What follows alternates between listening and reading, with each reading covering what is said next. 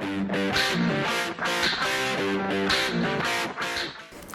everybody, Boss here. So in this video, I'm going to go ahead and show you all how exactly I sort my records. If some of you might be in a position to start sorting yours or figuring out how to sort yours, maybe you get some ideas.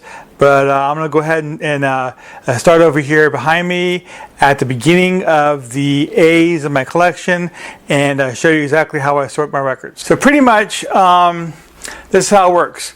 So I want to talk about this little section over here first because this is what I do. I know there's not a thing here that should be, but this is my numbers, okay? So if like 38 specials here, fifth dimensions here, there's a band called 777, they're in there. There's a band 999, etc., etc. So they're in these areas here. And I know some of y'all think what 38 special should be in the T's.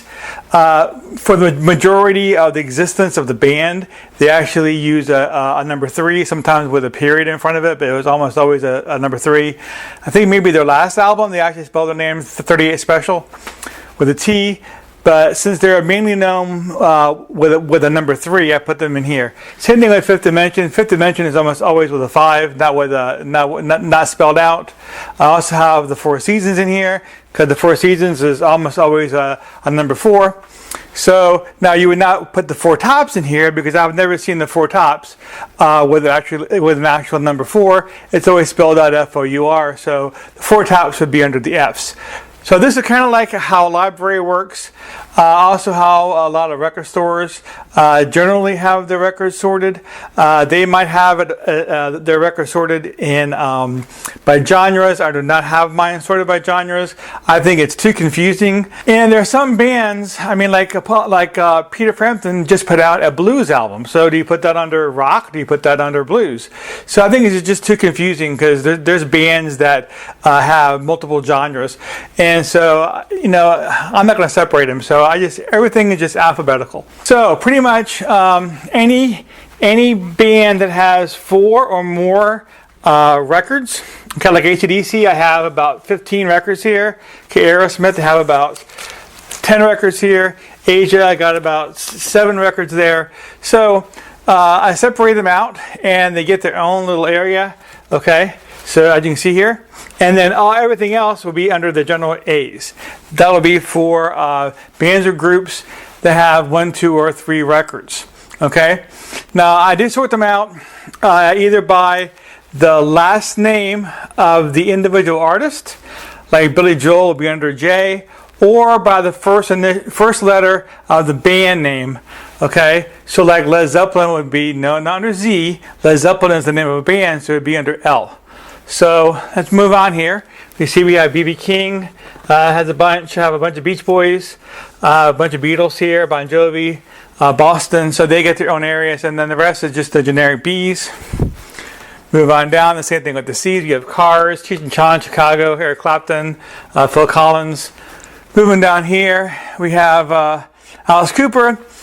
Now I know Alice Cooper is both a band and an artist because he was the lead singer, I think. He took the name of the band when the band broke up, but the most of the existence of Alice Cooper has been under the artist, under his name, you know, him taking the name, not under the band name. So I put Alice Cooper under C. The rest of C, we have more D's, Eagles under E, John Fogerty, Foreigner, Peter Frampton again, it's really F's. And really quick in here, I'll show you a little bit more here. We have, again, Led Zeppelin under L, Huey Lewis, John Lennon, Little Rubber Band, Leonard Skinner, and then the L's, and then, you know, it just goes on. So you pretty much understand what I'm doing, right? So, you know, Rush should be under R, Boots Randolph, Queen, Pink Floyd, again, Pink Floyd is a band name, so it would go under P's.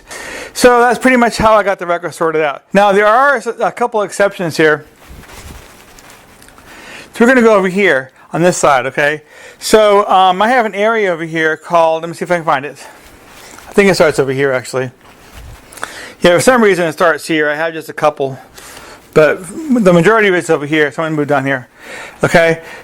But this is all various, okay? So what that means are records that pretty much have more than one, usually several artists on the one album.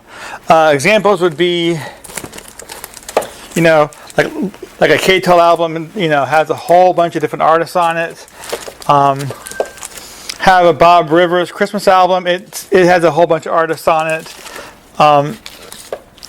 More K-Tel.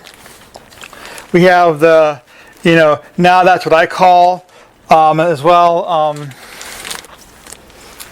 This is a Ronco album, very similar to a K-Tel album. So I think you get the drift, right? So compilation albums or albums that have multiple artists pretty much go under this area here.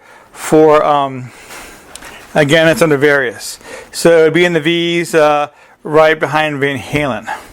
Okay, and the other exception would be my soundtracks. Now the soundtracks are separated. They are by the letters of the name of the soundtrack as well. So we have like the soundtracks beginning with A through D here, soundtracks E through H here. We move down here, soundtracks I through L, M through P, Q through T, and then U and Z. So now I have my 45s in these bins. They're pretty much separated the same way as my LPs are. They're alphabetical. If there's, you know, a bunch of 45s, you know, like I have 66 45s, so sticks would get its own, you know, place. If they have only one or two 45s, then they would just go under the general S, and et cetera, et cetera. So it's pretty much the same way that the LPs are set up. So, but yeah, that's pretty much how I sort all my records. So this is going to be a very quick video this week. I know I mentioned putting a video like this a while ago, and I just never got around to doing this. So I figured, why not go ahead and do it today? So, but I hope you get some ideas how you might want to go ahead and sort your records. I do want to thank you for joining me today. Please go ahead and hit that subscribe button if you haven't subscribed to my channel. Go ahead and click that bell icon for notifications whenever I put up a new video. And see you all next time.